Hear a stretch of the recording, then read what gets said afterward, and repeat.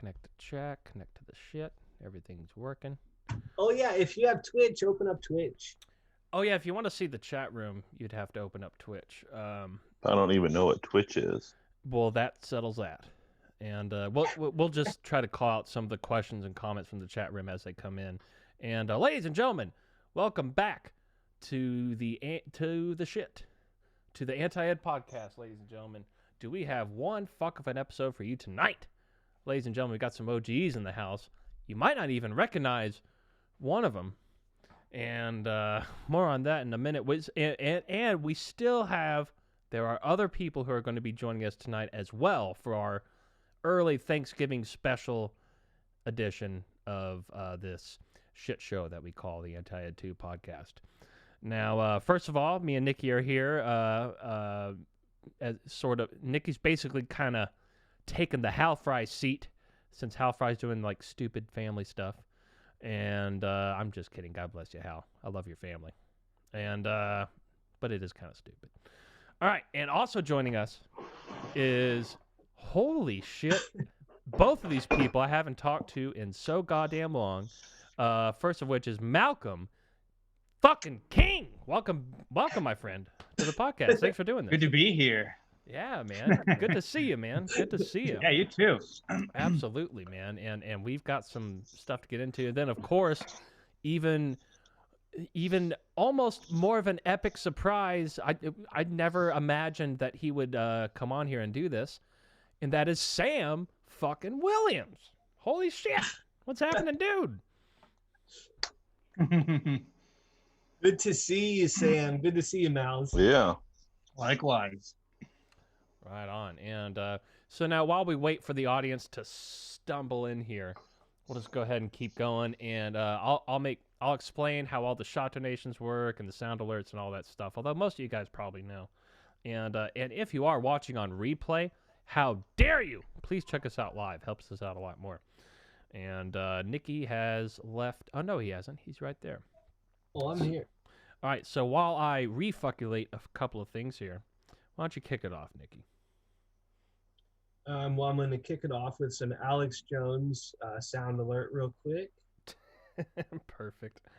And but can't get enough of that, can you? Yeah, we were just talking before we went live, Rich.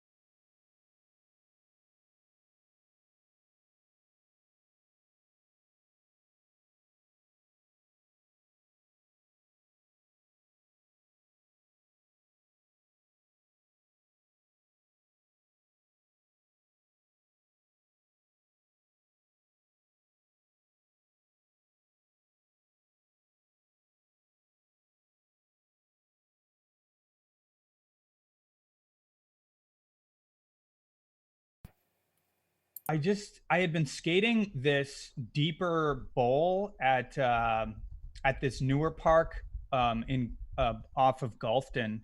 It's this beautiful cement park, and so I was really used to like those transitions, and I hadn't skated Easy 7 in a long time.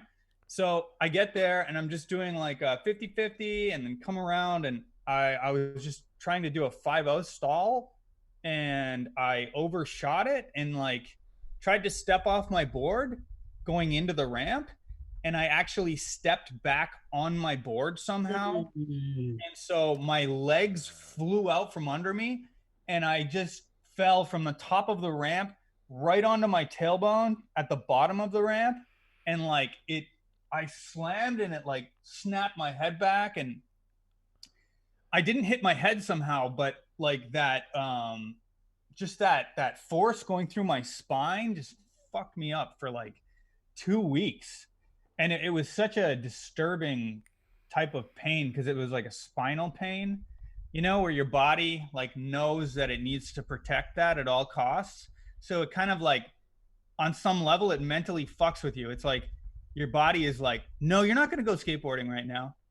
Not until like we have no physical memory of that slam, because that was so disturbing. Like I felt like little tingly burning sensations running through my ribs and stuff like that for days. Yeah. So I mean, I was fine, but I haven't skated since then, and I've been thinking about it. I'm gonna go like probably this weekend. So what about before that day? How often were you skating before then? Yeah, like once or twice a week. Oh, that's right. You said that. Yeah. Yeah, Okay. And I was really starting to feel it. I don't know. I was skating a lot of like mini ramp, and yeah, just throwing my weight behind the board and stuff like that. Things you do when you're really feeling comfortable again. You know what I mean? Yeah, for sure. And it's amazing how, because like I'm sure we all have, although I've skated most of my life, but there was a period of about a year where I really didn't skate. And that was like 2 years ago. And it's amazing how when you first try to de-rust, so to speak, it seems like, oh, God, I'm never going to get my shit back. But then 2 or 3 days later, next thing you know, you got your shit back. And it's like, wow, all of those years of training basically actually still hold up. It just takes a couple of days to get it back. Yeah, it is funny. But I kind of had a different approach because I think I was off the board for a little bit longer than that.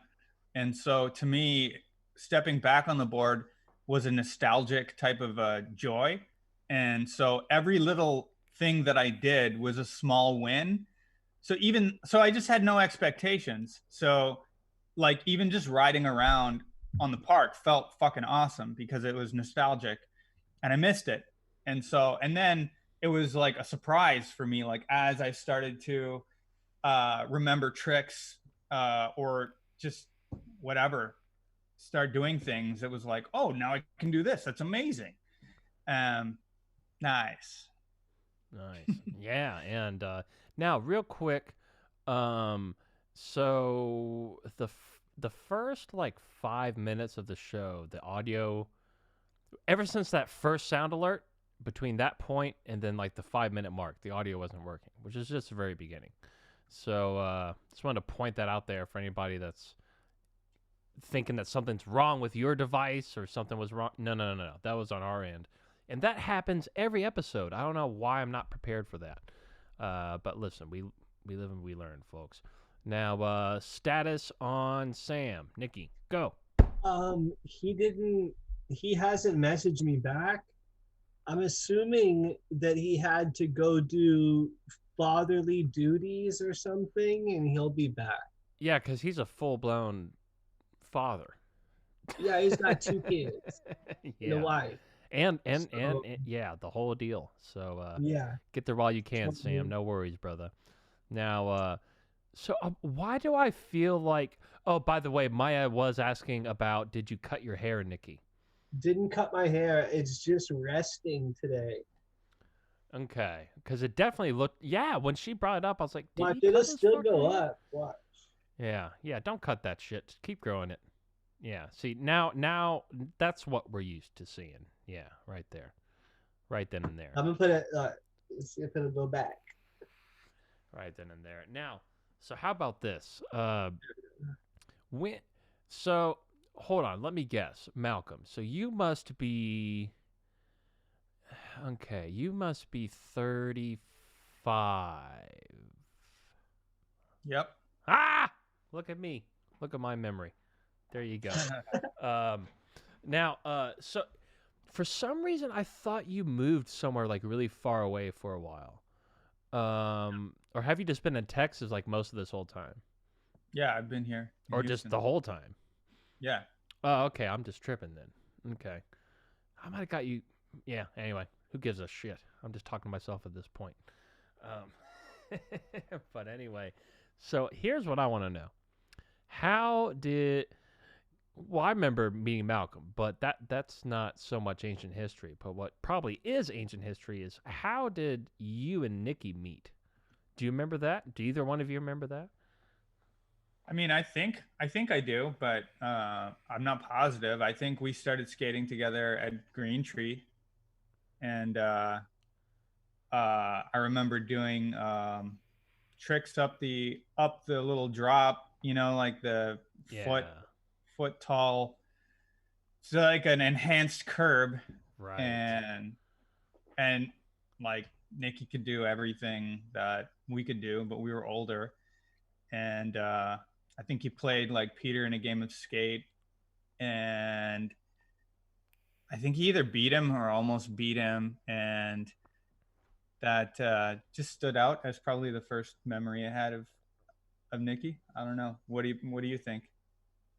I have no idea, but I do like because it was all like I don't know. I think it was I don't remember like like whenever I met Jake McDaniel, that was like I remember specifically like the day and like what happened because it was an interesting event. But with Malcolm, I don't have like I just can't remember exactly whenever I met him for the first time.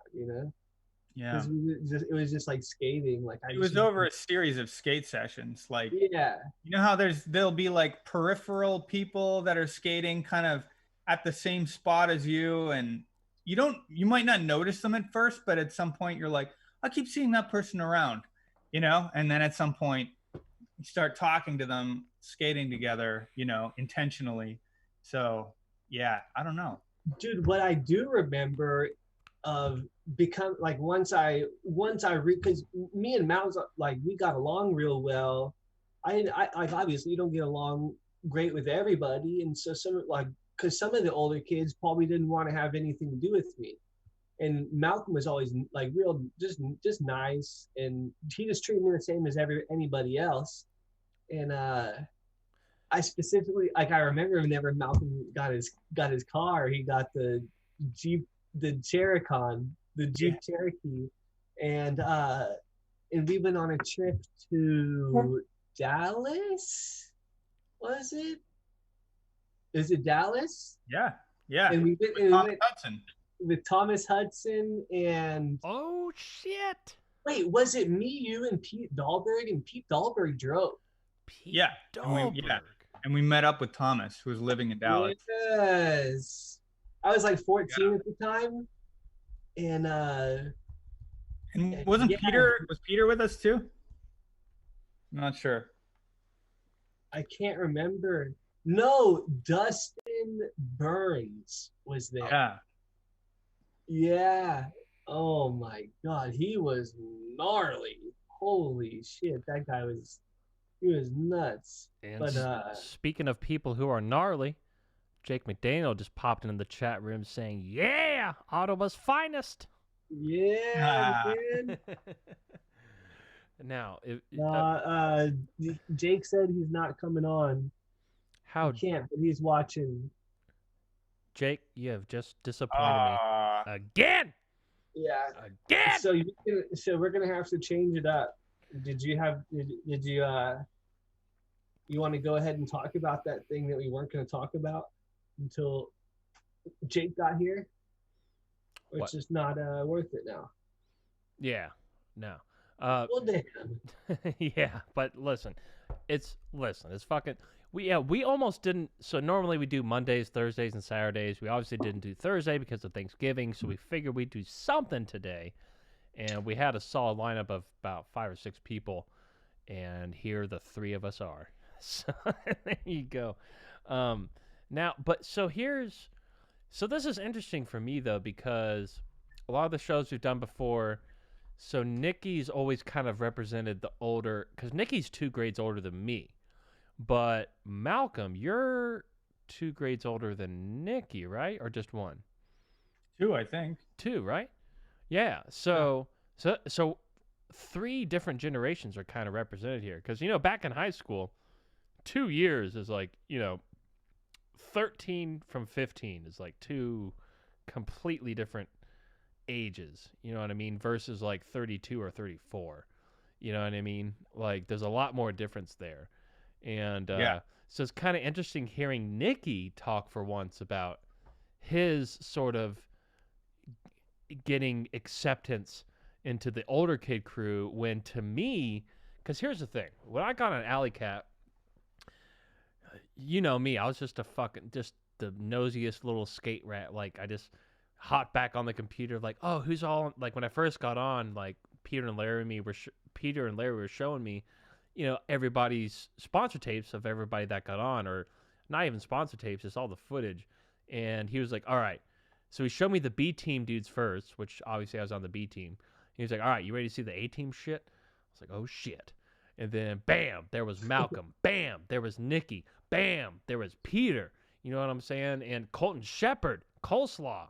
And from that point forward, you guys were like my fucking heroes, dude.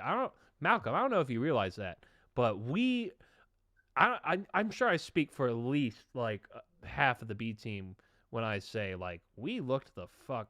I know I looked up to you guys, and yeah, it's just kind of, so it's interesting to see Nikki sort of in my position for once, talking about how his acceptance with the older group, which brings me to my next question, Malcolm. Who locally speaking, who did you look up to? Like, who was the first kid you saw skateboarding? Who was the first dude that you saw killing it that made you think like, oh, I need to start doing this immediately? Well, I already skated when I came here. I used to skate with some really, really incredible people in Ottawa. Wade DeZormo, who's a pro now. Chris Connolly, who was pro.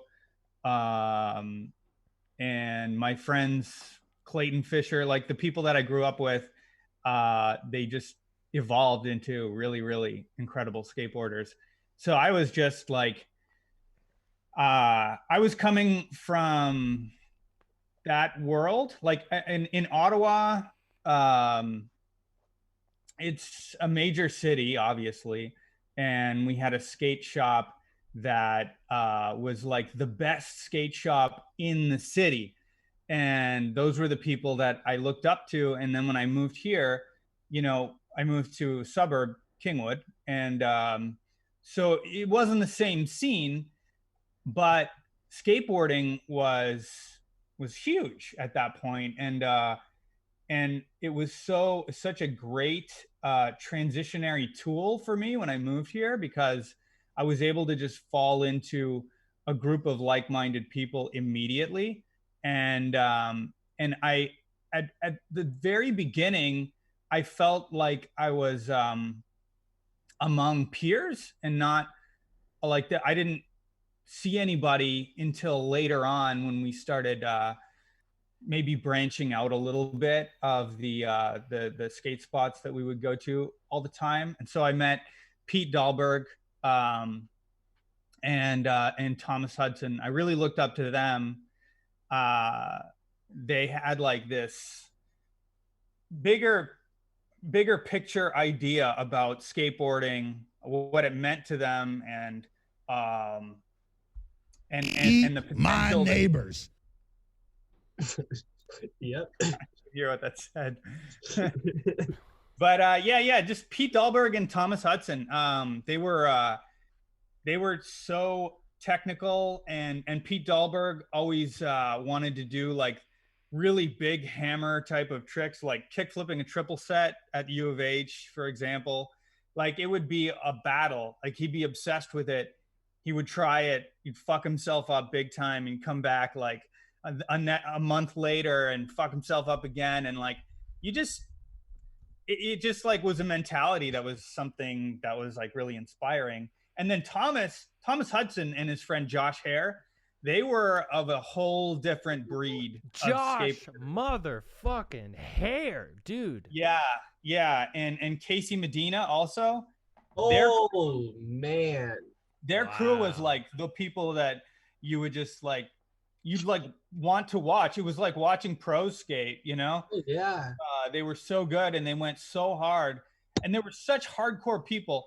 Thomas Hudson, not so much. He was like an incredibly skilled technician who would also go hard. But in terms of personality, when you talk about like Casey Medina and Josh Hare, these guys have stories that would blow your mind. Like Josh Hare, for example, one day showed up at the park. This is like years later.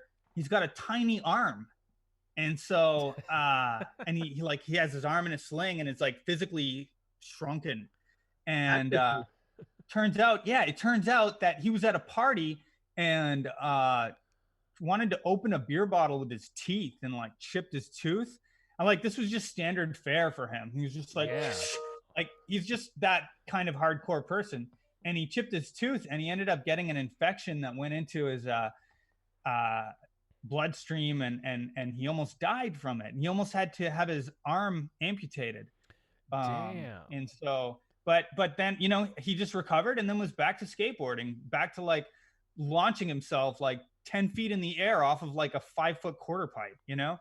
That's just what he did. Dude, you could, the first thing I loved about Josh Hare is how fast he skated.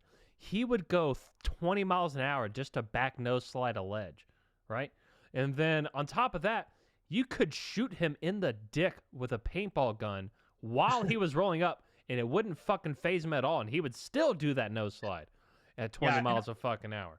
Also, consider this, like, when we were seeing Josh Hare skate at, like, the Kingwood Park, he was past his prime, big time. Like, he was so much crazier and so much better also years prior to when we skated with him. So I remember like these guys were so good. They were like pro material that just didn't follow through with. Dude, Josh Hare could have been the next Lizard King. That was before Lizard King was Lizard King. He could have been Lizard King, something like that. Or like Aaron Jaws Hamo. Like, dude, I remember, I don't know if you were there for this one, Malcolm, but Larry did Alley Cat hosted that whole game of skate contest over at the Duck Ponds tennis courts, right?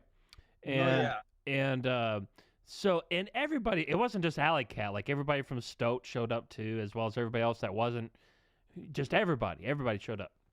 And now I saw it, but pretty much nobody else did. I think like one or two other people saw it. But in the middle of the game of skate contest, Josh Hare just decides to get on the roof of the bathroom building, which is like a solid 1.5-story drop, like a tall 1-story drop. And he just drops in, rolls off the roof. Like, he didn't tell anybody he was doing it. He didn't care that anybody saw it. He just genuinely wanted to do it. But I saw it, and no one else did. And I was like, holy shit. So I told everybody else, and they were like, what? And they didn't even believe me. I was like, Josh, you got to do it again. Whoops. And he went back up, and he did it again. Just for everybody else. And, dude, that roof was sketchy and gnarly as fuck, dude. And, man, we talked about this before, too. I would love to figure out how to get that dude to sit down for 2 hours in front of a computer and come on a show like this. That would be fucking fantastic. I wonder what he's up to. Yeah, he's probably he probably has like a pit of snakes at his house, and he probably is like learning how to tightrope walk backwards with a unicycle blindfolded across that snake pit, if I had to imagine. I picture him as like a crunchy guy that does that meditates a lot. Yeah, I bet he eventually would have gotten into that for sure. And yeah, man, we got to figure out how to get a hold of Josh Hare. That's one guy. I saw him for the first time at Green Tree, and this was like I had only been skating for maybe a year. You know, I wasn't even in ninth grade yet, and I remember watching him skate and just like everything he was doing, he was clearing that line on Green Tree, that painted line. That was a good like 10 feet out from that curve. You guys know what I'm talking about, right? Yeah, I do. Yeah, because there's like the fire lane, that line. So it's at least as wide as like a fire truck, you know? Everything he was doing, he was clearing over that. And it did truly inspire me. Like his kick flips, like I was like, I want to do those kick flips. Like I want to go that fast and tweak them out Bruce Lee style, like just like Josh Hare. Like that's exactly what I want to do.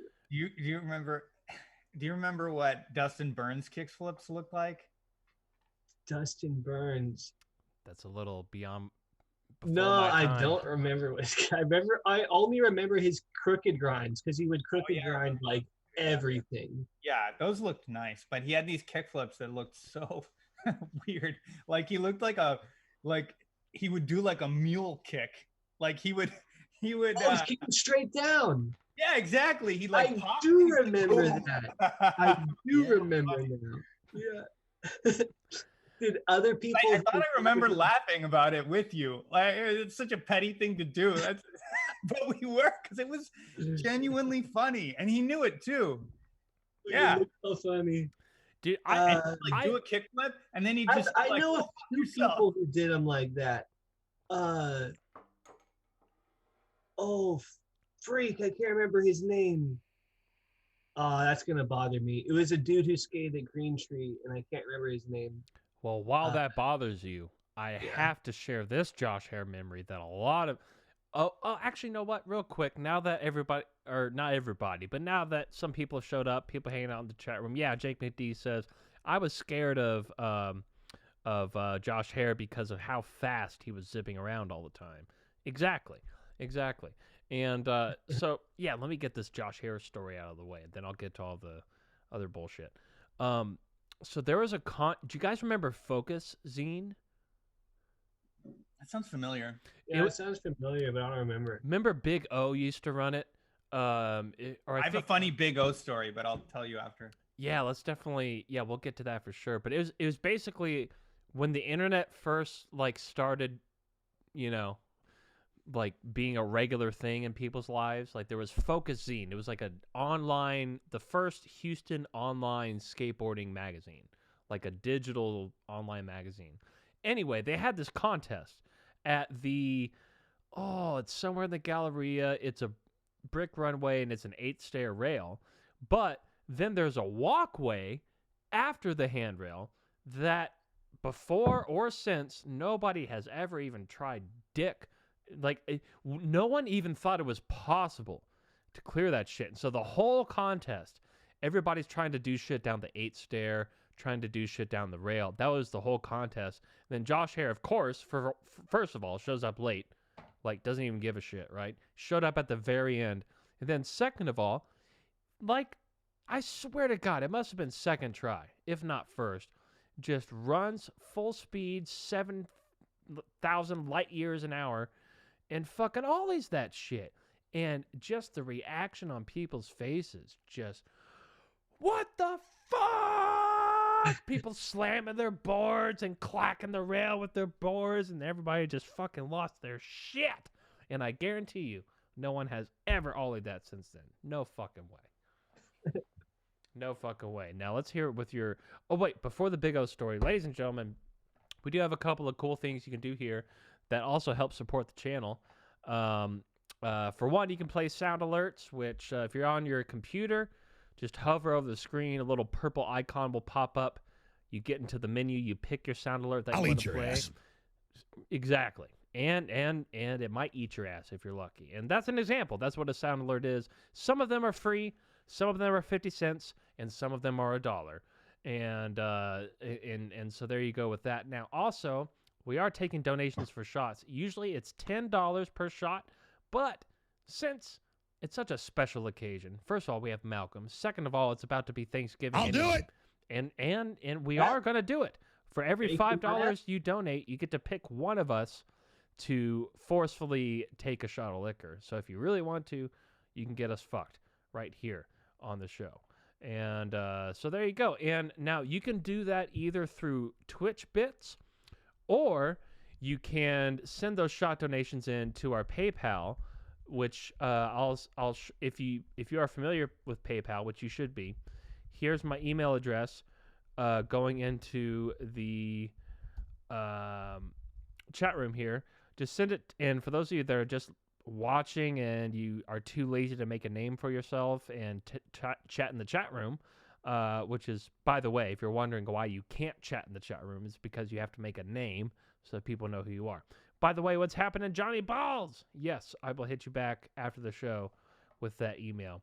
And good question, Mike. So yeah, for every 5 shots, you can make us take a shot, and for an extra $5, you can make us heat it up in a microwave, or you can make us drink the shot out of a spoon, which is unbelievably torturous. Trust me, if you've never tried it, you probably don't want to. So those are also options as well. So now Maya's asking, what all is on the table for each of us as far as our beverages? I have Johnny Walker Red, and I have Beef Eater Gin. All right. And what about you, Malcolm? This is all I have. Just Hendrick's Gin. Okay. And I've got Bullet 95 Rye. Well, my green screen's fucking it up, but it's whiskey. So there you go. I've also got a couple of Rolling Rocks here, and I have to piss like a Japanese racehorse. What the hell is rye? What do you mean? What the hell is rye? It's whiskey. Well, yeah, there is rye bread, but there's also rye whiskey. Jesus Christ! What's up, Hal Fry? Rye grain. Yeah, Hal Fry. What's up? Hey, Malcolm, are you using Twitch? Do you have Twitch pulled up? Are you on your cell phone, or are you on your website or your laptop? I'm on my my desktop. If you grab your phone and download the Twitch app, you can interact with the people in the chat room, which Sean Rice is in there. Oh, cool. Jake McGee is in there.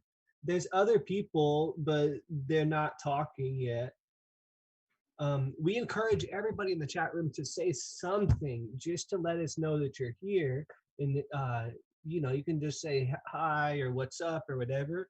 But it also helps with like the algorithms and stuff on Twitch, so that more people will see the stream and come on in and hang out. That's the idea, is just to share with more people.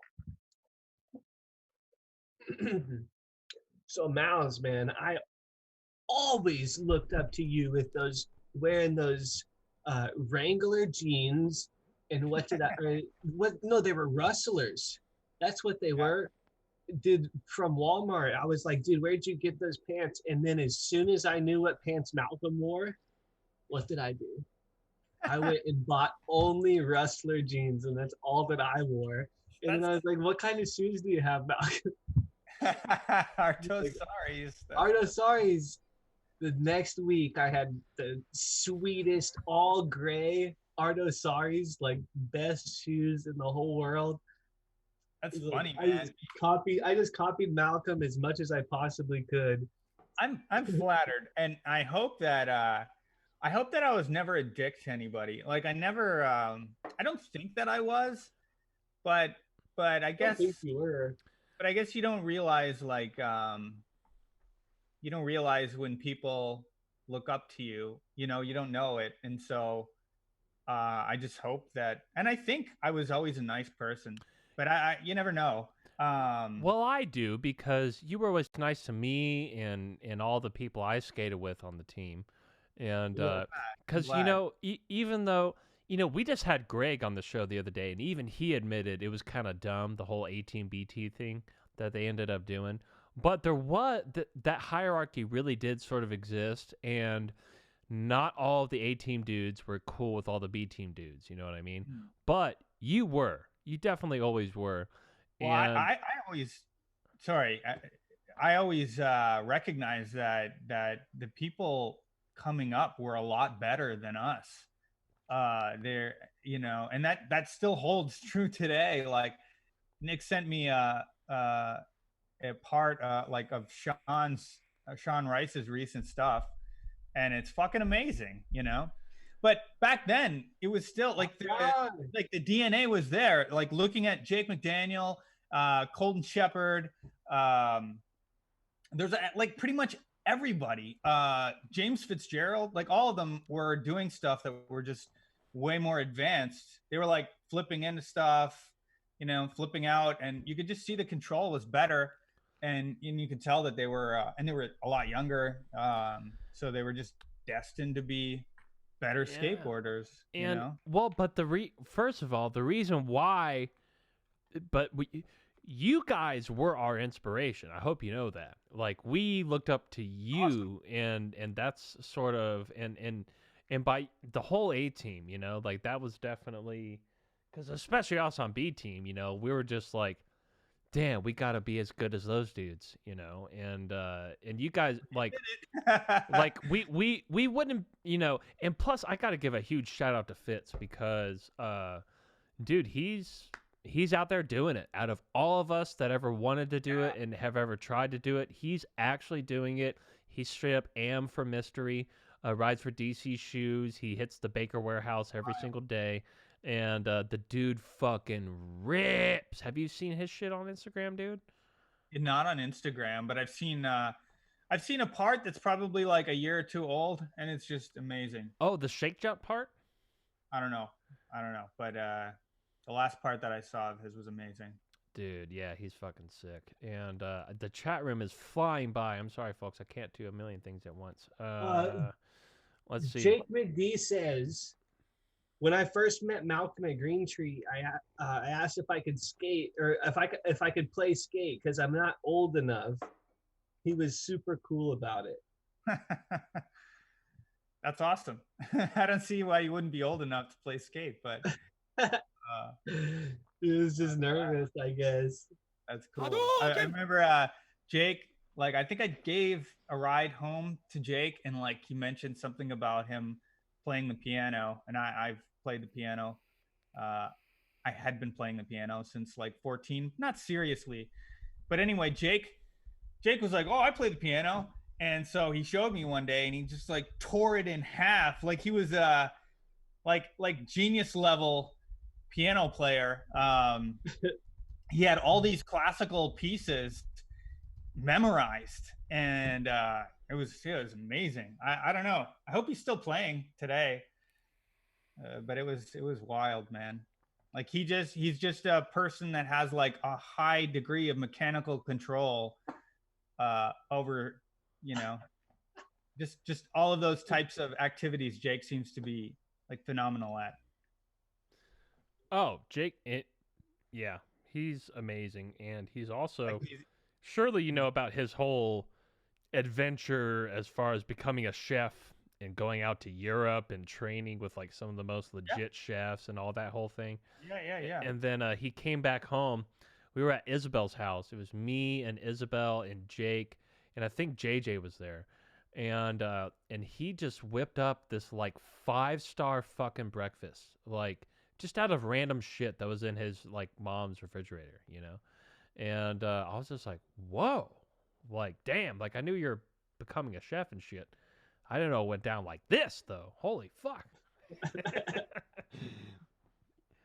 Absolutely. And by the way, I've not been checking the PayPal, if that's how you guys been doing it. Give me a minute here. I'll get that pulled Uh, up. But Jake can dance apparently as well. oh my God. Yeah, as soon as we get our new computer on one of our next streams, especially the next time Jake comes on, we have footage of Jake dancing at Ricky and Ashley's wedding. And dude, it's like, it is so fucking good. Like, he would give Michael Jackson a run for his money. In fact, he was dancing to Michael Jackson's music, and he was just fucking and fucking moonwalking and the whole, like, dude, he was crushing it by himself. No dancing partner. Didn't need one. Just fucking crushing it. Partner just gets in the way with Jake. Dude, I love Jake. He's the best. And man, I wish he could come on tonight, but I know he's one busy motherfucker. So shout out to good. Jake McD. Yeah, huge shout out to Jake McD. And also Hal Fry hanging out in the audience as well. And everybody else hanging out in the audience. Johnny Balls, Maya, and everybody else. Yeah, thanks for hanging out tonight. And what are we in case I didn't answer your question, Johnny Balls, I'm drinking so I've got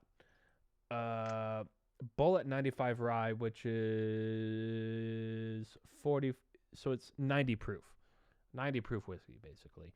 And then Nikki basically has the same shit but different brands, and Malcolm has some sort of shitty gin.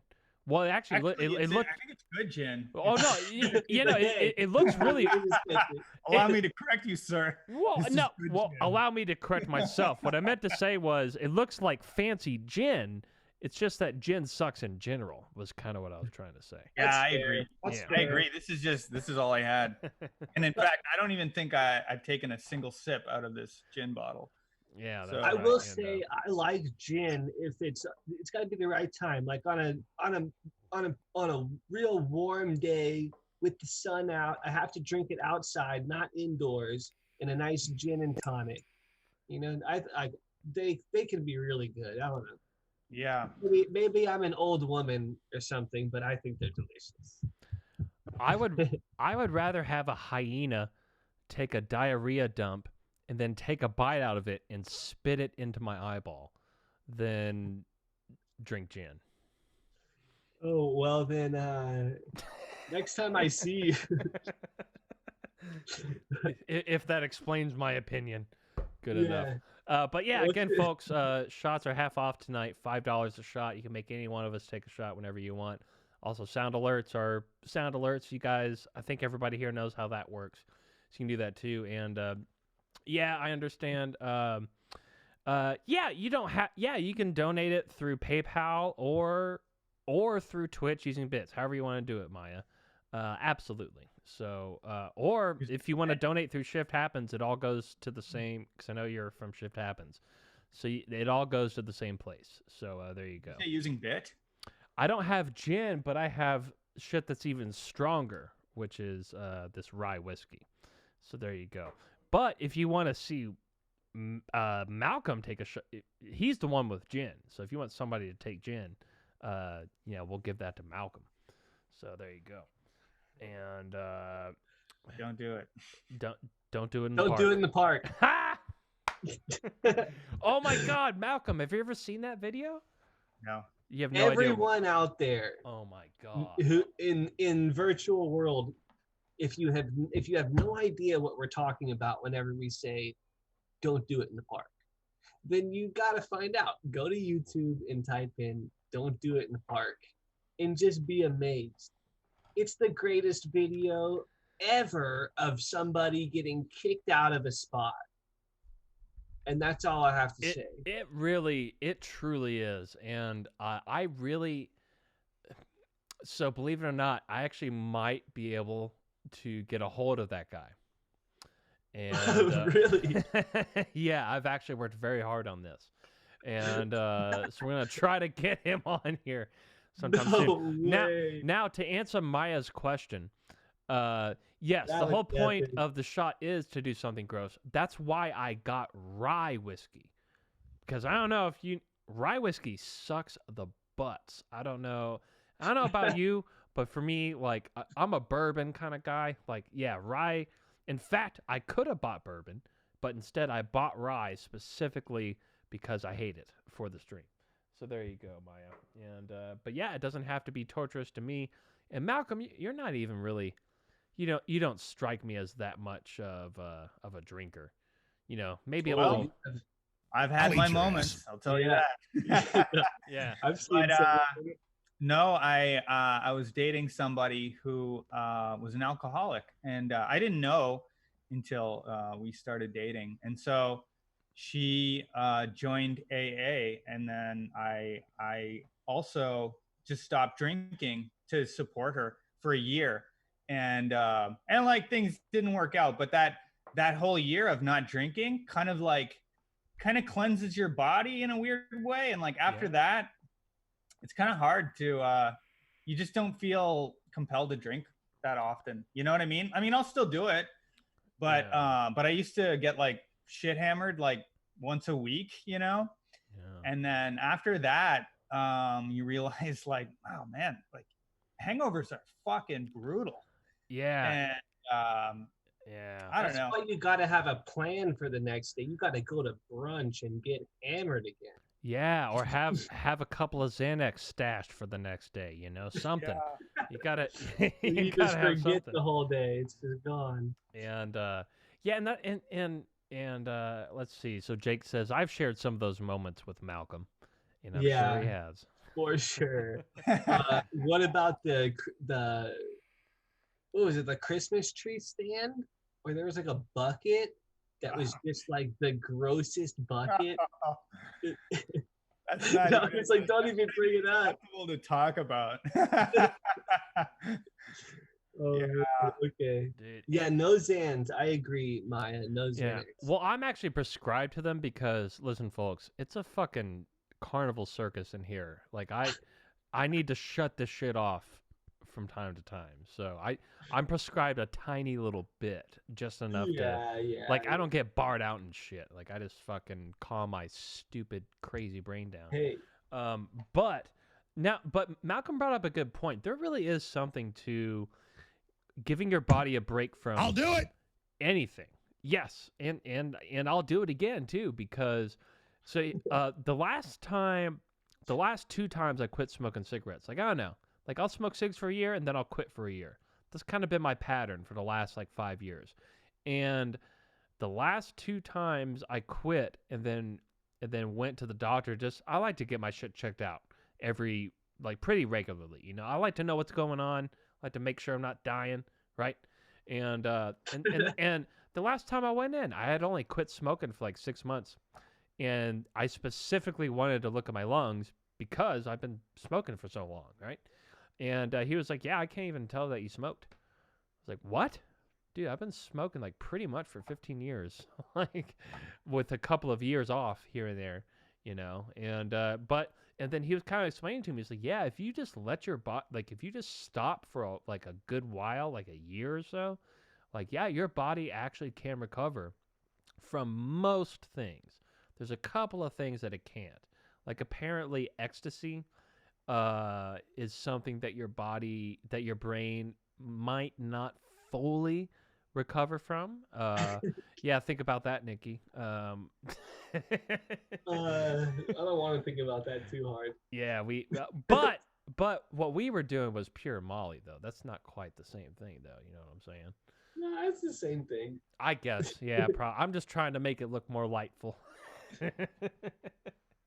Yeah, I've heard something about that kind of recently, actually, and I think it's like something that you're not supposed to do regularly.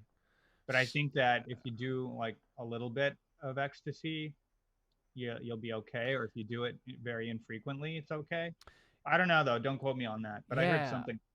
Yeah, my brother's a doctor. He's the one that told me about this. And yeah, there is a certain threshold. It's like there's a certain threshold that it can recover, but once you're like, going to raves every weekend and doing that kind of thing, like your brain's gonna have a hard time fully recovering from all of that.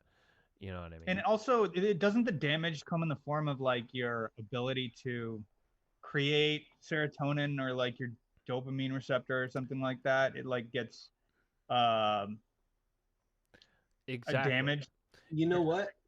Yeah. I don't trust these experts or their surveys and tests.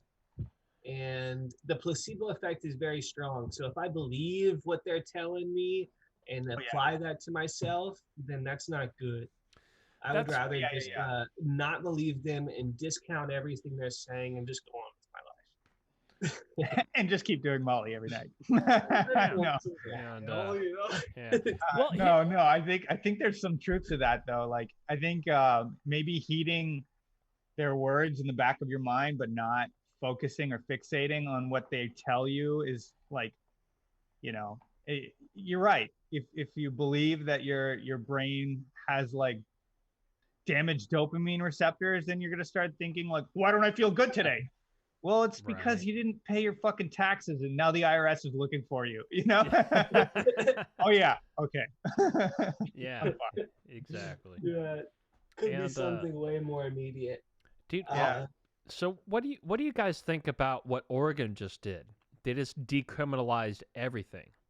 Small possessions of everything. Mushrooms, heroin, meth, weed, just everything is just now you can have a little bit on you at any time.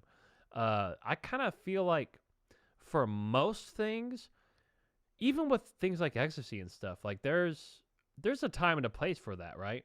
But I don't know about meth. I don't think there's ever a time and a place for meth as far as I'm concerned. I don't know. Like, what do you guys think about what Oregon's doing? Well, I think I don't know anything about the topic, but I think that they're probably looking at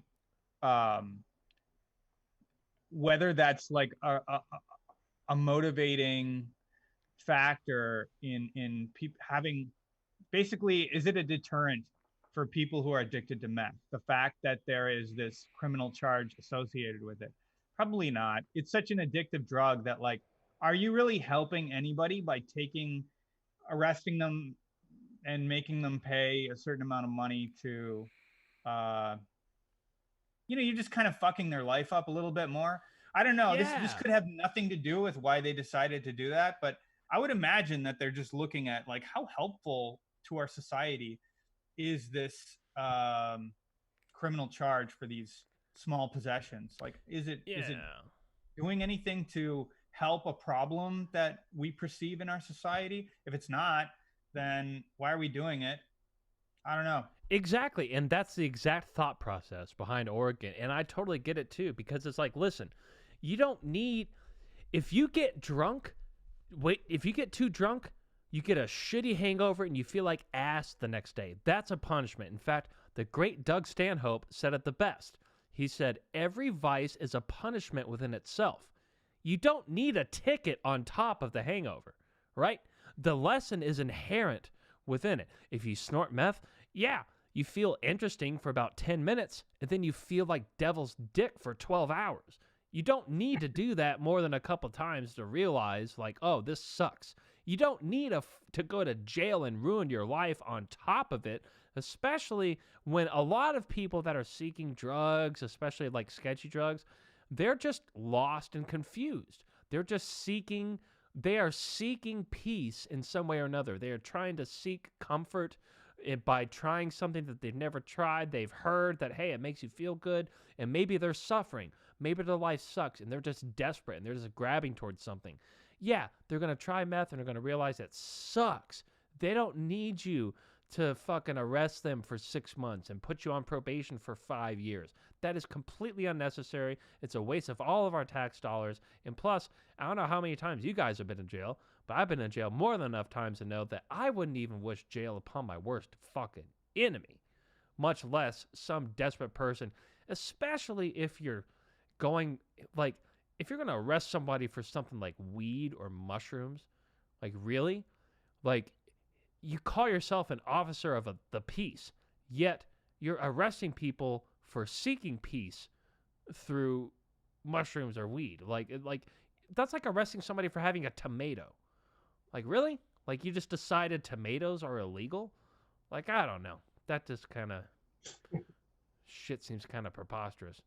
But I don't know. I think Oregon's got the right idea, and that's obviously my strong opinion. right there. But Yeah. and I mean, also, I think it's just perpetuating the problem. You know, you take people who are down on their luck, they're always going to be able to afford whatever it is they're addicted to. Like, you know, isn't meth super cheap? I think it is. I don't know, it but should be. it's because not like putting you know, it's not like charging them with this is going to prevent them from being able to buy it. I don't know. It's just it's a broken system and it doesn't fucking work. yeah. That's all Exactly. there is to it. And you know what else is cool though is Washington D.C. decriminalized mushrooms a few weeks ago, psilocybin mushrooms, which is God knows if there's any place on the planet where people need to have a good psychedelic trip, it's those politicians in D.C. So holla at Washington D.C. That's weird. I mean, that's cool, but that's random. It Like, is so random. Why does anything happen in Washington, D.C.? Why is it its own fucking entity? Right? Have you ever been there? I haven't, but I know what you're saying. Yeah, because a lot of people don't know that Washington, D.C. isn't a state. It's its own little nation, essentially. It's its own little country, basically. It's just where, like, After long, it'll be a state soon. Yeah, as soon as Texas secedes. It's going to be a state? No, Yeah. I don't. Are you sure? Oh, well, that's part of the plan to make Puerto Rico, DC, and some other place, some other territory to make them states, because they're definitely all three going to be Democrat, and then they'll get more senators, and then there'll be a Democrat-controlled Senate, House, and president. See, and Maya makes a good point, a good analogy in the chat room here. She says Washington, D.C. is like the Vatican. Like, yeah, like it's its own little shit. Yeah, I'm sure Puerto Rico and those other places will get, officially stated, if that makes any sense. But I don't think D.C. is going to give up their all authoritative power of being their own little fucking shit that can just do whatever they want. I highly doubt they're going to give that up. DC feels like the Vatican too. It's just like fucking ground to ceiling buildings of just brutalist style architecture, just like stone slabs that are just, you almost feel like you're in like 1984, that book. Yeah. Oh wow. They're imposing buildings. They're impressive. I mean, that's where the Smithsonian is. It's cool. It's cool, but it's intense. Hey, Jake McD in chat, he says, asked Malcolm about the time I took 2 bottles of Dramamine, Modest Mouse influenced. I don't know. So do you know anything about that? Okay, I'll tell a little bit about it. So Jake McD thought it would be a great idea to take 2 bottles of Dramamine or 2 whole packs, whatever it was. This sounds way familiar. too much. Yeah. Huh? This sounds familiar, but I don't remember. Yeah, and we were at Tom and Will and Tom's house in the garage. Like we were all partying. It was a weekend. Jake McD was like 16. Everybody else is way old, like at least 2 years or 3 years older, and he starts hallucinating like crazy. He walks into the garage and goes and stands in the corner. Like whenever you're walking into the garage and you go all the way straight before you turn right, imagine if you just stumble into the boxes and whatever is there all the way into the left-hand corner there, and he's just like standing in the corner looking out a wall.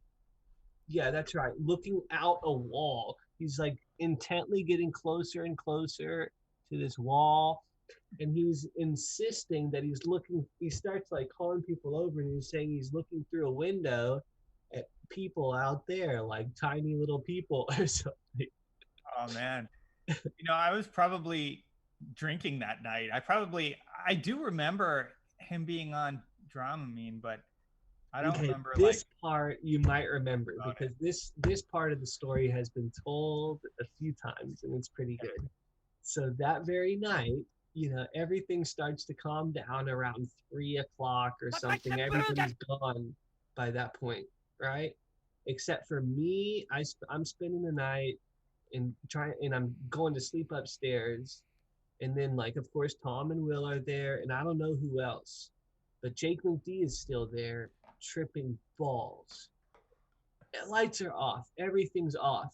It's like 4 o'clock in the morning now. And Jake McD makes it upstairs inside somehow, goes into Tom's bathroom, and knocks. Tom at the time had all these little figurines that he'd have on the side of the tub, and he had just just stuff. I never saw that. He had little figurines on the side of the tub. Like a dinosaur and like a giraffe, like little things. And Jake knocks all of that stuff into the empty shower and gets in there and starts kicking stuff around at 4 o'clock in the morning. Just kicking around all this stuff in the shower, walking in circles.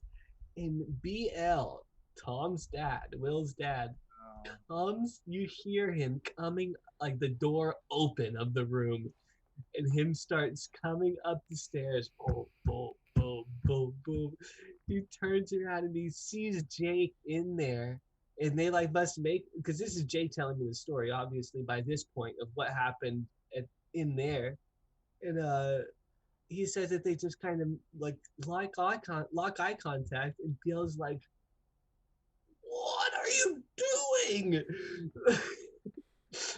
And Jake is just like can't really come up with any answer at all. And BL just is furious. And after him realizing that there's a communication breakdown, BL just gives up and starts going downstairs. And halfway down the stairs, BL has this huge sneeze. And he has this particular sneeze. He goes, achoo! Like really high pitch. Achoo! And then Jake from the bathroom mimicked him so loud. He goes, achoo! Oh, man. All right. And that's the end of that story. Well, now I don't know what happened after that. Well, Jake just said in the chat room, "Are you out of your mind?" Question mark, exclamation mark, Is question that mark. okay? Yeah. See, he could tell it better. I wish he could come on. See, I feel like he's saying that out of defense. So there must be something incorrect about that story, which is why No, he's saying maybe BL said that. Oh, yeah, that could be it. And Yeah. He also said Nick Katsky bought them to test out the theory at the very beginning of the story. Oh, okay. Yeah. So see, again, that'd be nice if you could come on, Jake. You know what you should do is get like 3 babysitters. You know, one for each kid, and then one for all the extra stuff that you don't have to do. And and yeah, just hit up Craigslist. You know, you can always trust nannies from Craigslist, I'm sure. Now, so Maya has donated $5, and she said, well, I forgot what she said word for word, but I'll paraphrase. For one, she bought me a shot of my shitty rye whiskey, so I will go ahead and pour that now. But also, she said, well, I don't know if she wants this out there, but yes to your offer. Fuck it, I don't give a shit. Yes, we need an intern. Holy shit, are you kidding me? You have no idea how much crazy shit goes on behind here. And yeah, if you want to intern for anti-ed, how great. Did those words just come out of my mouth? Intern for anti-ed. That's insane. But all right, Maya, if you're really serious about that, I actually do have a bit of a workload that I could share with you. And not just a free internship. We'll make it worth your while too. But thank you for your shot donation. And here it goes. All right. Hey, I'm gonna go smoke a bowl. I'll be back in like 3 minutes. Why don't you just smoke it right here? Because I have to go outside. I'm at my grandma's house. Oh, that's right. That's right. All right. So yeah, I'm dead serious too, Maya. We need help. There's a lot of management going on here. All right. So here we go. Shot of it. And you know what? Just for your satisfactional pleasure, I'm not even going to use a chaser. So here you go. Ugh. Yeah. See, I don't like that. I don't like that. Brian, you're in California? I several times. I've lived there multiple times, but now I'm actually in Phoenix, Arizona, but I'm moving back to Austin, Texas in about like 4 weeks. So Cool. it is kind of cool. Why are you in Phoenix? Because the landlord who owned, so I was living in Oceanside, California, and well, Fallbrook to be specific, and so I contacted this dude. He found I found a badass place in North Hollywood, and by badass I mean really shitty and cheap, and affordable, and it was right down the street from Fitz's place in North Hollywood. It was perfect. I had all my shit packed in the U-Haul, ready to go. I was already moved out, and I was on my way to North Hollywood to move in. And I called the dude to let him know, like, hey, like I'm about to be there. And then he wasn't answering. And after half a day of not answering, he finally texted me. He's like, hey, I'm sorry. I just gave it to somebody else last minute. I was like, what the fuck? So I had nowhere else to go. So my family actually has a house here in Phoenix. And so I kind of just, this was the closest place where I could put my shit. And they had an extra room. So I've been staying here since then. And but I'm finally getting the fuck back out of here. And I was just about to move to California, except it's so fucked up over there right now. So I'm just going to move to Austin instead. Plus, that's where most of my friends are. And so, yeah, there's that. But I'll tell you what, my friend, I'm going to be going to Houston every other weekend at least, if not pretty much every weekend. And, dude, we got to get an OG fucking... Like, we'll go to, like, the Clinton Park or something, bring a bunch of hamburgers and hot dogs, grill it up, bring some brews, and just have a fucking homie OG reunion skate sesh. What do you say, Malcolm? Oh, I'd be down. Fuck yeah. Yeah, around the beginning of quarantine, I guess you don't know Dallas Osborne, do you? Is that, ooh. Are you talking about, who are you talking about? I know a couple of Dallases. Yeah, he's older. He's 10 years older than me. Are you talking about the black dude that kills it? No. Oh, okay. Must be a different Dallas. All right. Anyway, well, we would skate, and we were out at I don't know. I think it was actually Easy 7, and we ran into Sam and Mike Niblett, and they've been skating a lot.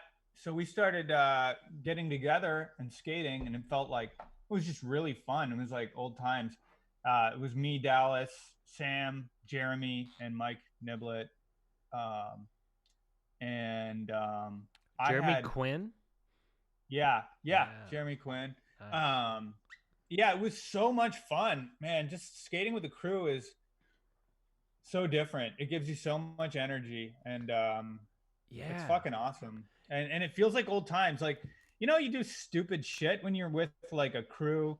You're just like, you're more immature. You know, you're just you're doing whatever the fuck you want, and everybody's laughing all the time. It's stupid shit.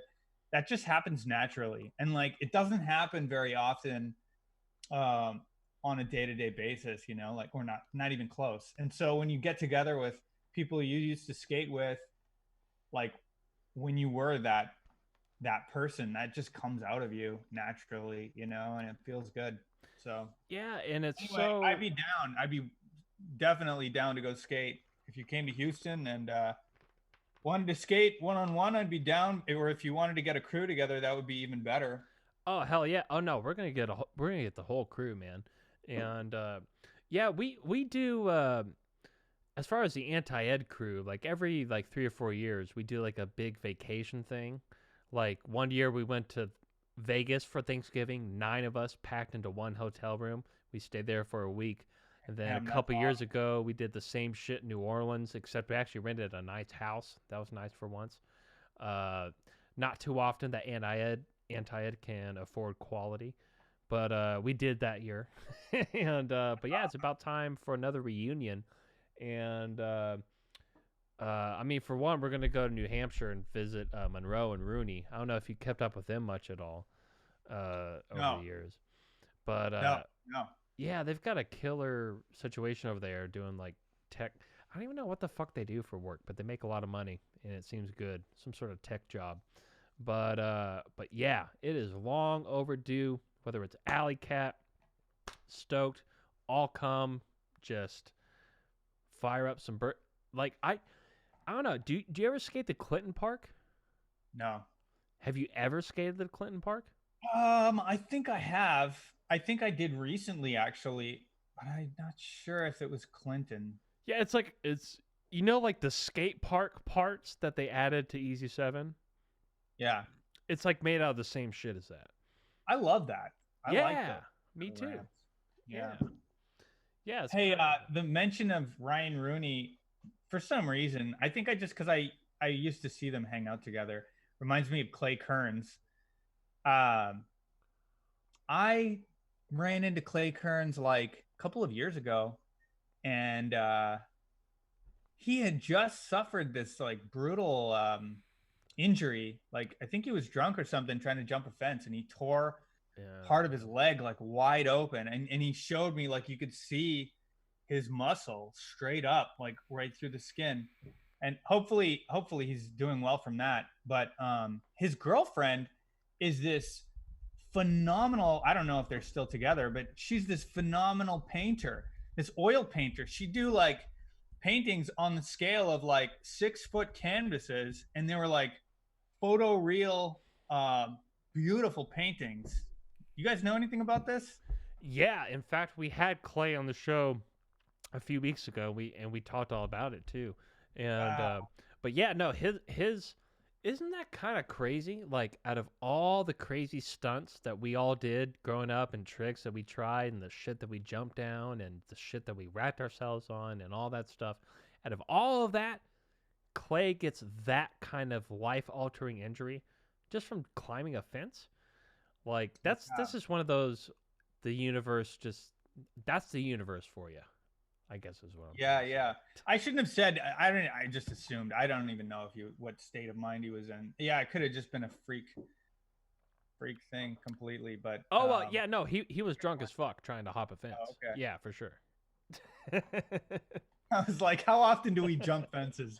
Not sober. It happens, but we're never sober when we're jumping fences. Yeah, and if you are, it's because you're skating, and there's no other two options.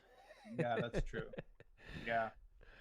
What life altering? I guess I'll have to watch the episode. I didn't Yeah. realize it was life altering. Well, I wouldn't say. Well, it is life altering because let's put it this way: he will never be able to skate like he used to, and he just admitted that the other day too. Which because of the injury? yeah, like first of all, he lost a dickload of blood. Second of all, like yeah, his leg doesn't even look like a leg. Like if you look at it now, it's like it's just all kinds of fucked up looking. Oh, And really? it's Didn't know that. yeah, and I think actually, you know what? Let me not say anything that I don't know for sure. But yeah, it was yeah, not good. Just not good. Like he can putz around on a board a little bit, you know what I mean? But as far as like skating, like doing anything gnarly, like nah, like Sure. it's a Yeah. wrap, you know. Well, I remember him saying that he almost lost his leg, like they were legitimately going to amputate it. So See, that's what I was gonna say. whatever condition he's in, he's got to be pretty grateful for that. I mean, it's got to be better than. And I'm glad you said that because that's what I was going to say. I was going to say he was about to have it amputated, but I didn't want to say something I didn't know for sure. But now that you're saying it, that must be the case. And yeah, how crazy is that, dude? How crazy is that? Yeah, man. And so now, real quick, I want to get back to some skateboarding shit. And we got about half an hour left, by the way, just so you know. And again, shot donations are still up. Sound alerts are also up. All that shit is still going on. Now, and Maya, yes, we need you on the intern side. Get there while you can status. But Malcolm, out of all of the tricks that you've ever gotten on film, well, here's a two-parter. How about this, Malcolm? What's the best... Exactly. When is the first time you ever performed a Hadouken? And then second of all, what is the best trick in your opinion? Like, what's the trick that you're the most proud of that you ever got on film? And then what is the best trick that you're the most proud of that you did not get on film out of all these years? I don't know. So, trick that I got on film that I'm the most proud of has to do with the way it looked, the way it was filmed, and like just the whole aesthetic of the shot. And that was just a 50-50 down Tranquility. I think like I just got on the Uprise team. I have this Uprise shirt on, so it's got this like contextual piece of it there. It means something. I'm wearing these shoes that I got for free from Uprise, and I was so stoked on these shoes. They were really low profile shoes, and they looked really good on film. And I got up on the rail really high, and it just looked like a really smooth 50-50. And yeah, I like the way I rode away from it. I like the way it was filmed. It was with like an old school dirty fisheye, like super barrel distorted type of shot, and kind of nostalgic for that. And it was shot by Peter, who's someone I used to skate with all the time. And so I just think for all those reasons, that was my favorite. Nice. And I think that trick was actually featured in the second Alley Cat promo video that came out, which is actually, you can still find it on YouTube. Oh, really? I got to check that out. Oh, you should. Yeah, you've got a bunch of clips in there. Yeah. Oh shit. As far as like something that I didn't get on film, yeah, I'm not sure.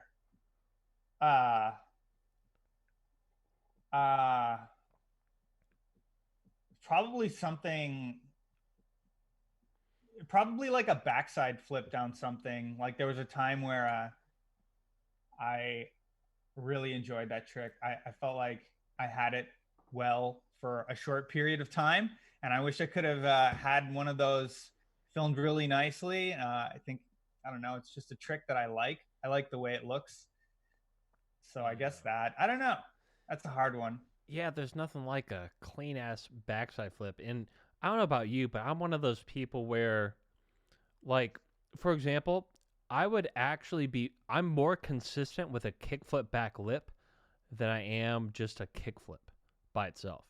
Oh, like, wow. I can flip into anything, but regular kickflips, I Ed Templeton that shit.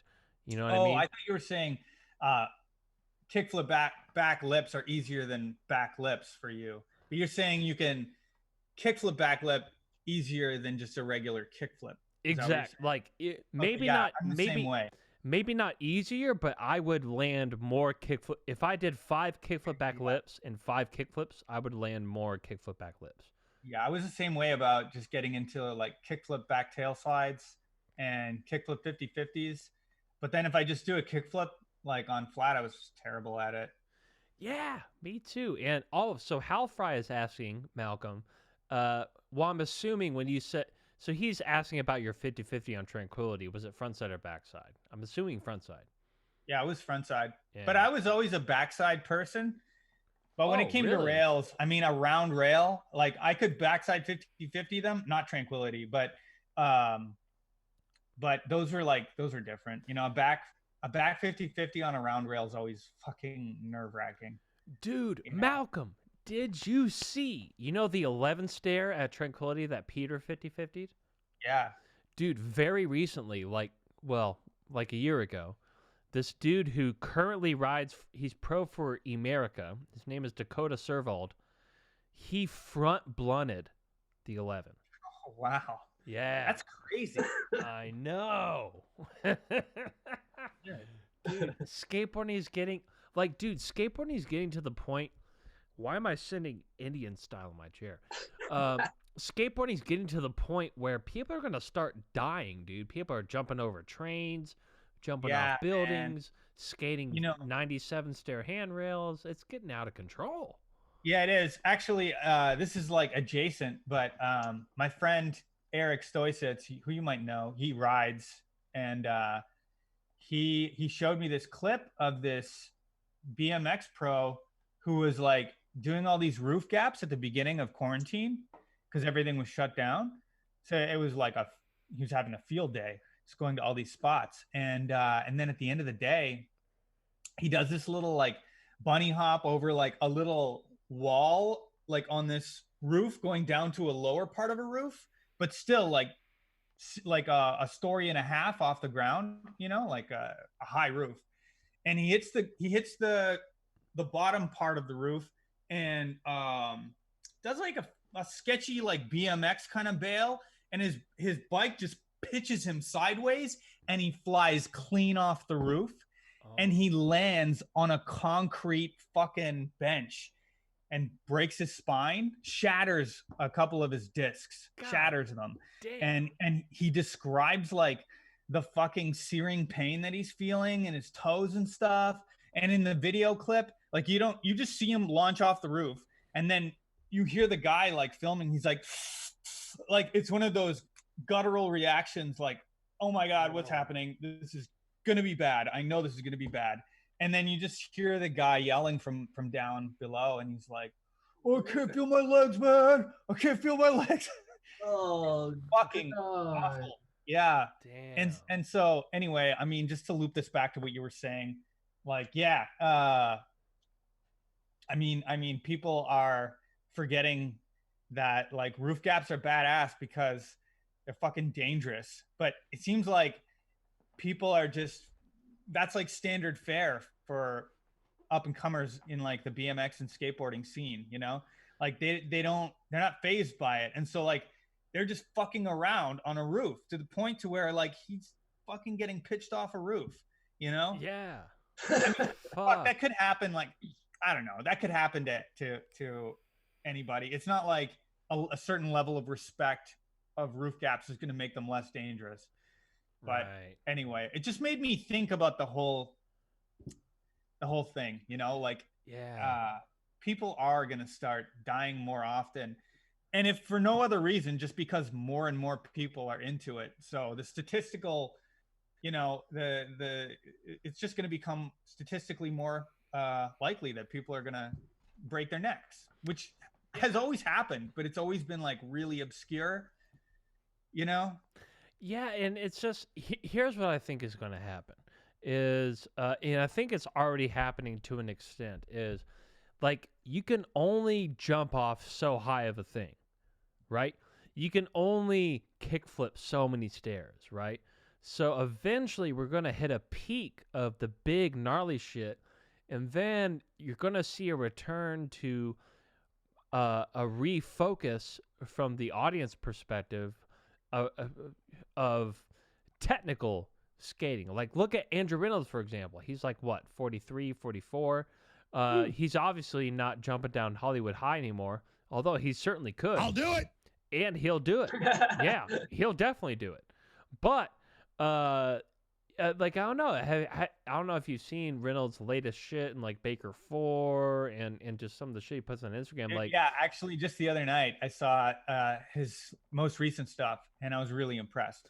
But yeah. I have a proposition, or not a proposition, just an idea. I think that what's going to happen to skateboarding is it's going to become like really big to the point to where people are taking performance enhancing drugs.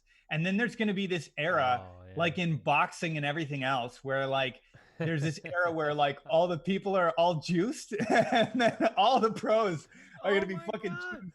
Oh and my you're God. See it. You You're might gonna be see them right. performing way better, and they're gonna be doing like big shit that we've never seen before.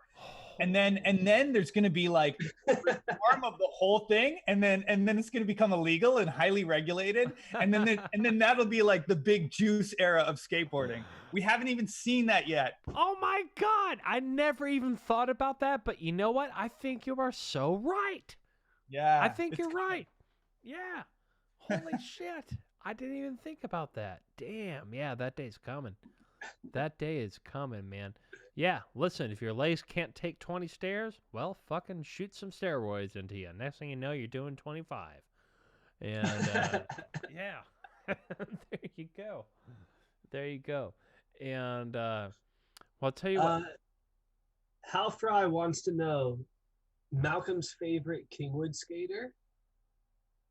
That's what I was kind of getting at earlier, Malcolm. Yeah, who's your favorite Kingwood skateboarder? Well, if you consider Thomas Hudson a Kingwood skater, then I would say Thomas Hudson. Fuck I mean, he's yeah. so good. He's like, he's a fucking technical wizard. And also, he was like that before. I mean, when tech skating was like pretty tame, like he was fucking amazing. So Dude. he always blew my mind. But then I think that James Fitzgerald is fucking amazing. Like just in terms of style and skill, seeing him skate today is like, wow, he's the fucking best skateboarder to come out of Kingwood. Dude, You know, not only is he the best skateboarder to come out of Kingwood, which by the way, do you know who it was that drug him out to California? You? Me. Yes, it was me.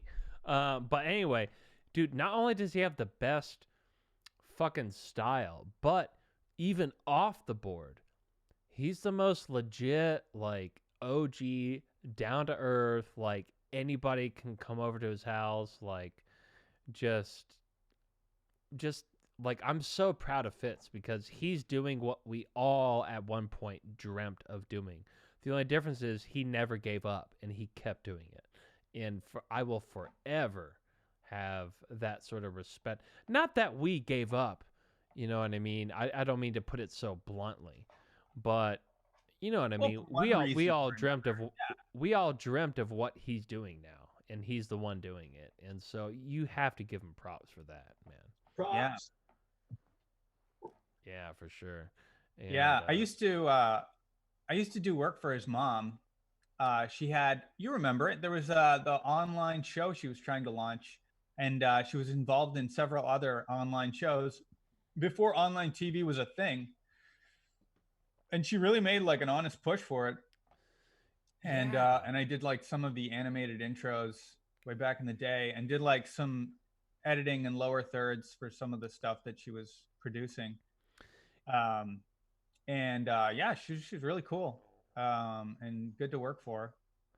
Yeah, I remember that now because we used to do she roped us into we got the whole there was a show based in the Alley Cat skate shop.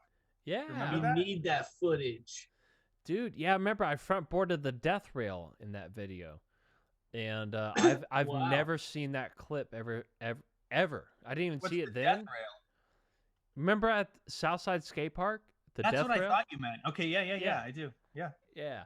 And That's a gnarly front board. that was the only time I ever tried it, and it was just a one try, first try sort of situation. Thank And God. Shit. yeah, because I mean, I don't care who you are, that rail is gnarly, dude. Yeah. I remember seeing Guru show up, didn't even warm up at all. He skates around the park once, comes up, turns around on that quarter pipe, in the most nonchalant nollie backside 5-0 down the death rail, first try. Yeah. And he has his turban on, and he just floats, nollie, but he just floats up onto the rail, and the very lightest touch into a 5-0, He's so down good. the whole. God, he's still good. He skates in Austin still. Wait, are you talking about Guru? Yeah. Yeah, no, he's still, dude. the last time I was walking down 6th Street, I took a left with my girlfriend. We're walking by. Next thing I see is Guru kickflipping over the sketchiest bump over a trash can spot I've ever, like, I would never even, you couldn't pay me $20 to try shit on that. Like, it was the sketchiest setup ever. But he was blasting the gnarliest kickflips over it. And this was like maybe a year and a half ago, like not that long ago. Yeah. And it's kind of crazy because, damn, do you remember Guru was hooked up with iPath and he was fucking killing it, like on a professional AM level. You know what I mean? But Yeah, then since he was just young. sort of, I remember hearing from, who did I hear it from? I don't know. I could just be saying some bullshit right now. But what I heard was he didn't really like all the pressures of being a professional skateboarder. Makes sense. And he just decided to just skate on his own terms. And that's kind of how that fizzled out. But I respect that too. You know what I mean? Because I can say from personal experience, I have way more fun skateboarding now that I don't have any sort of responsibility attached to it whatsoever. Way more than I did back, because you got, like, I don't know if you guys remember, but Hal Fry and anybody will tell you, I did not used to be a lot of fun to be around when I was filming tricks, because I would get heated. Like, damn, if I didn't do it within 10 or 20 tries and I'm still trying it, I'm throwing my board, I'm cussing at God and Satan simultaneously, right? I'm just yelling out loud. Like, like, man, I get that fucking hockey temper, man. But it's kind of weird because there's nothing else in life that gets me that mad. Nothing. But at the same time, there's nothing that I love more in life than skateboarding. So it's so ironic. But that's just how it is for me, and that's why I love skateboarding now. I don't have to get mad about anything. I'm just having fun now. I've thought about that a few times. Like now that I'm in my 30s, I think about, um, especially when I see one of those behind the scenes skate stories about someone who tried a trick for like 3 months for a part or something like that. Like I have a different perspective on that now. It's their job. Like it's actually their job.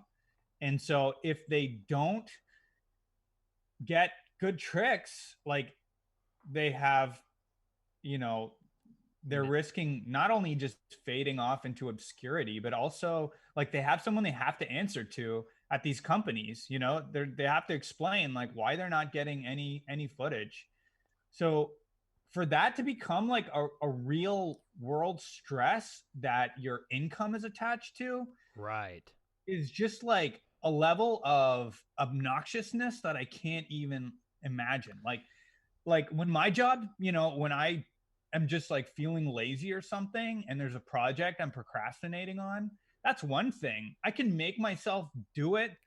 But when we're talking about like skateboarding at a really high level and you're probably like towing some bullshit injuries around that's making it that much more difficult and you're not landing the trick that you need and you keep fucking getting more and more hurt and you keep putting this thing off that you know you have to, I mean, like at some point, you know, you're going to get cut from the team. Like if you just can't produce, what are they going to do for you? You know, at some point, they're going to let you go. And just tying that kind of stress into skateboarding is like not something I can imagine.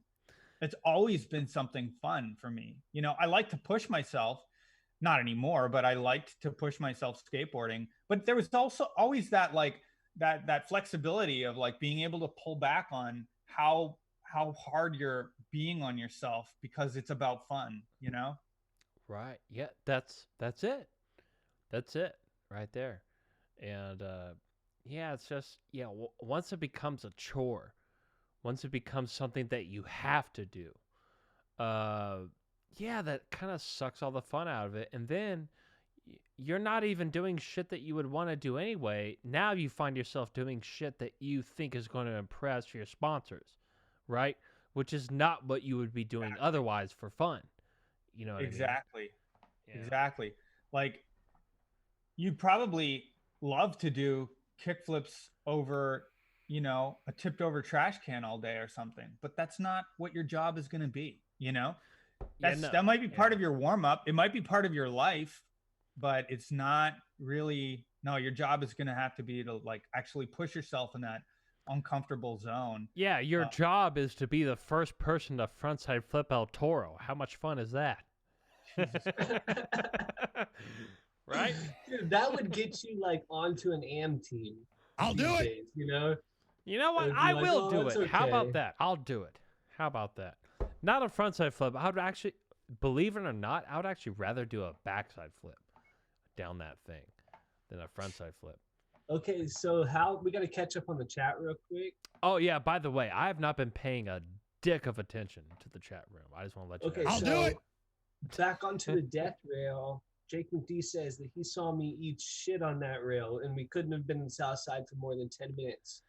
Oh, that's Yes, right. sir. Didn't That's you correct. rack the fuck out of yourself on that rail one time?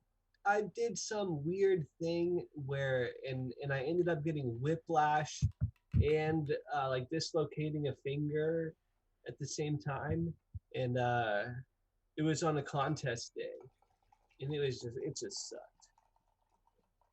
Anyways, Hal Fry regarding Guru and him skating that bump with the kickflip, doing the kickflips. Oh, he might have been Yes. there. He says, "Bresley, that was me, not your girlfriend, you fuck." Well, that highly depends on your definition of girlfriend. and he says he started in Hal Fry skated the bump with Guru. Oh, that's right. Yeah, now I remember. That's right. Yeah, it was me and Halfry, not my fucking girlfriend. And yeah, Halfry was skating that shit too. He almost did. What did Halfry almost do? Shit, I can't remember. But Halfry was working, like he was really working on something, and he almost did. But yeah, it was weird. Like we were just going down to 6th Street. I'll eat your ass. And that's exactly what Guru said. He was like, "Listen, I'll eat your ass if you try this trick." And that's what Sean did. And he was trying something, and I can't remember if I think he pulled it off actually. Now that I remember, I don't know. Can you? Well, let's hear it. Let's Yeah. see what he says. Yeah, let's see what he says. Sean? Yeah, I'm kind of. Or Sean, you could just come on the fucking show. That's also a possibility. Did you? Yes, my Guru, the guy we're talking about. Yes, he was wearing a turban. He was from his whole family was from the Sikh tradition, and so he was kind of known. Yeah, that was like part of his style, right? Was his turban, and he was on iPath for a little bit. Like he fit that whole kind of scene, right? And yes, Hal Fry is confirming my new late shove. That's what it was. Yes, Hal was doing a late shove over that thing, and he either got it or got really fucking close. And it's funny because it was way gnarlier than what Guru was doing. He was just trying to kickflip it. But Hal Fry shows up. We just so happened to have our board in the car, and we went back to the car. I remember JP was there too. And then we came back, and then Hal Fry was doing late shoves over that shit. And when I say the sketchiest bump over a shit ever skated, I'm talking about the sketchiest bump over shit ever skated. Like, super sketchy. No transition. Like when you, like in downtown Houston, they have those blocks, like every other block, like you can actually push up if you want to. There's no transition. It's just flat ground to a straight fucking bank angle. Just kapla! And somehow you do a trick off that. I've never been able to skate that shit. What about you, Malcolm? No, I remember me and Pete Dahlberg, and I think Nick did too. We used to skate there pretty often. I was like part of the downtown circuit. There was, I forget what the building was, but there was like this this weird gap up on this ledge. You'd like climb up on this ledge and get a running start. There was this gap, and there was like little fire hydrants around, and those blocks that people always set up to be those little kickers. and I didn't like them. Like it was also this like really almost like a porcelain kind of material. It seemed like, and it would like have this really loud clicking sound as your board kind of hit that block because the tile thing would be bent up and there'd be this little crack, and so as your wheels would go over that crack, it'd be like a so it was like this hard click, and then your body was like forced into this, you know, I don't know. Fuck, it sucked. Yeah, it just seems so like, why would I skate that when I can just have fun skating something more natural? Like, Yeah, well, I mean, there wasn't much downtown in terms of like, that's true. you're better off going to a skate park, I guess. Although Metal Edge was pretty much like a fucking never-ending fun box. Yeah. Remember Metal Edge? Oh, yeah. fuck yeah. Dude, man, well, I'll tell you what, guys. Shit, it's about time to wrap up, believe it or not. I just wanted to ask you guys before you do. Have you guys tried that game? Skater XL? Skater XL? Yeah. Dude, I swear to God, like I was telling Nikki earlier, if there is any one person who should be paid to play that game, it's me. Me. Dude, I've been stacking replay clips. I've been saving all my replays. I'm gonna put out a fucking full-blown Bressler Skater XL part right here on the Anti-Ed 2 Twitch channel. Get there while you can, son. Don't fuck with me. And yeah, that's all I have to say about that. I just started playing it, and it's really, really fun. Like the amount of style you can put into the tricks is really awesome. It's really impressive. That's like what you can make the tricks look the way you want to, kind of. That's what makes it. Because here's the best analogy: you can do 500 kickflip back tail fakies, and you're gonna get 500 different looking kickflip back tail fakies.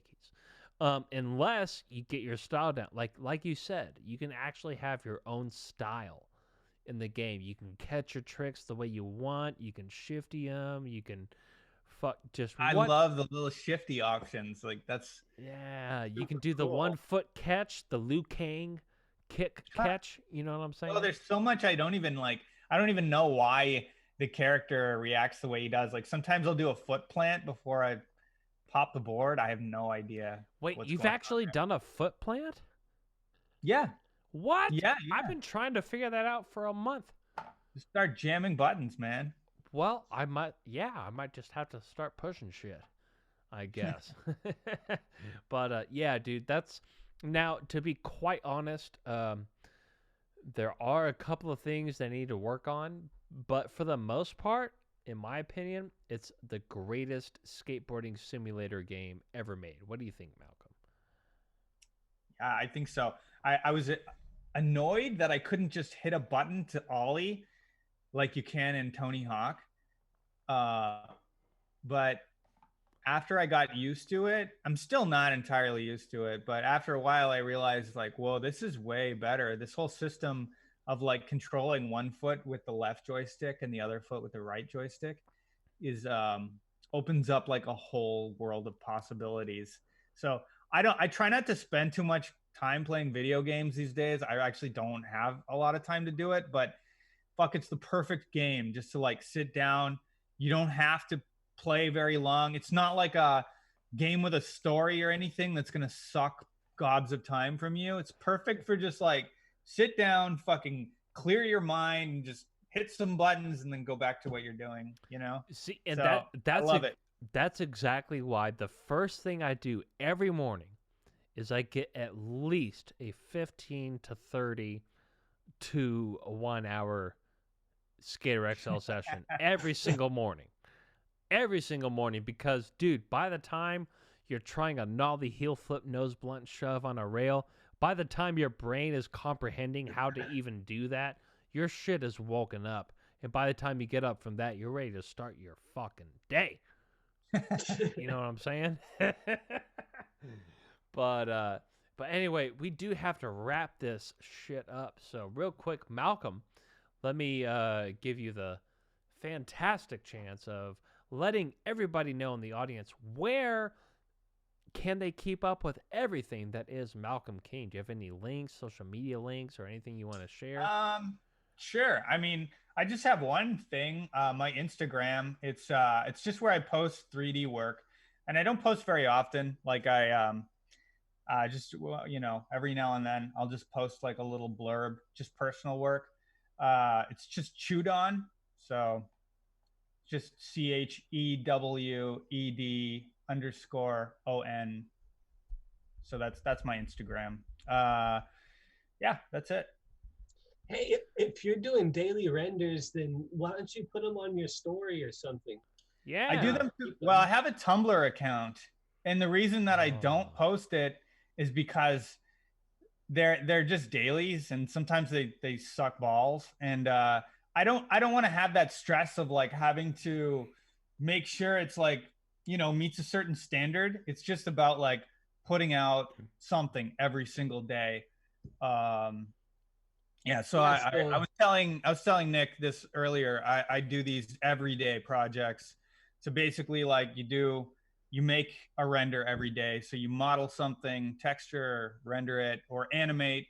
And sometimes I'll make some music or some sound effects with that. And then I just post it just to like keep myself honest with the process.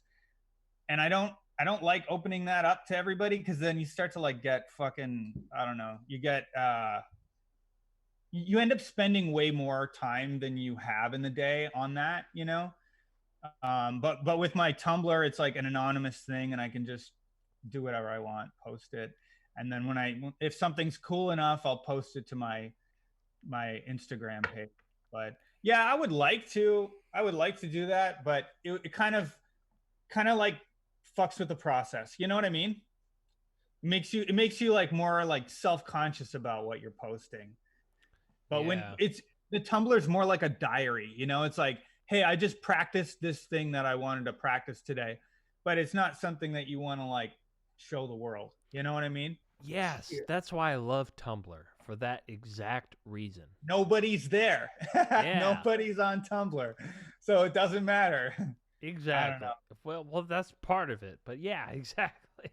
And I'll tell you what else, Malcolm, is so I now we were talking about this earlier, but listen, how about this? Let's plan on a reunions, a barbecue, hamburger, cookout, skate sesh at the Clinton Park.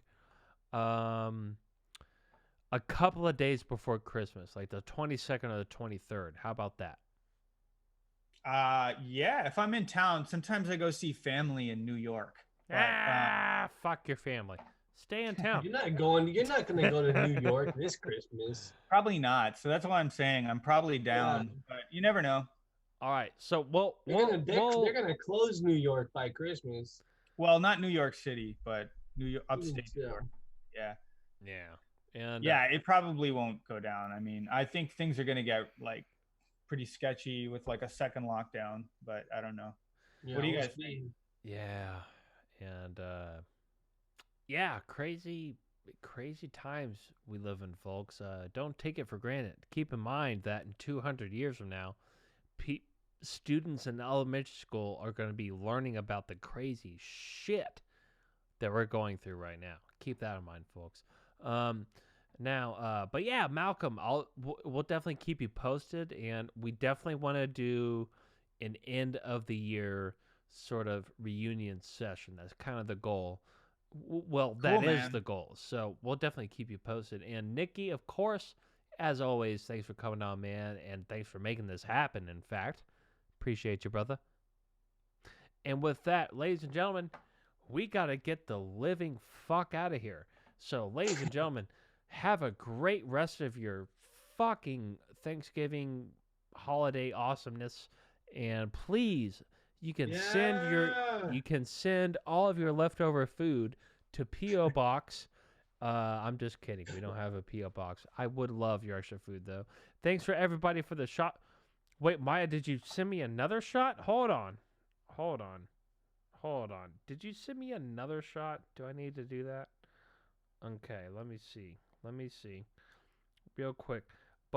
But yeah, so the reunion sesh at the Clinton Park is going to have to happen before Christmas because I am not going to be around after Christmas. All right, let's check real quick. Nope, did not get anything else from you. All right, so we are out of here. Oh, by the way, Malcolm and Nick, if you guys want to hang out for a couple of minutes after the show, stay on the call. Yeah? Oh yeah. Sure. All right, good deal. All right, ladies and gentlemen, we're out of here. Goodbye, you fucks. Happy Turkey Day. Goodbye.